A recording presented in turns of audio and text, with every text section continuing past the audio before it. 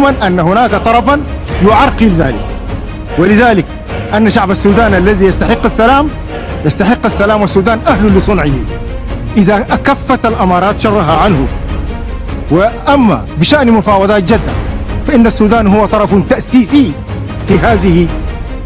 في هذا المنبر، يسأل عن ذلك السيدة ليندا، وأن السودان شارك فيها أول من شارك، وأن ميليشيا الدعم السريع التي ترعاها الإمارات وتقدم لها الدعم وتحرضها على القتال في السودان وارتكاب الجرائم والاغتصابات هي التي حالت دون أن يفي الدعم السريع بالتزاماته في منبر جدة.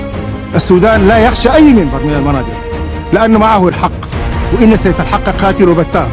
ولذلك السيد الرئيس أرجو أن يتم تعميم الشهادة التي قدمناها لكم كما حدثناكم في الاجتماع المغلق، والتي تحوي تلك الجوازات الست لكي نثبت لمن لا يعلم حجم تدخل الأمارات في الحرب السودانية الكريهة التي قتل فيها آلاف الناس وشردهم.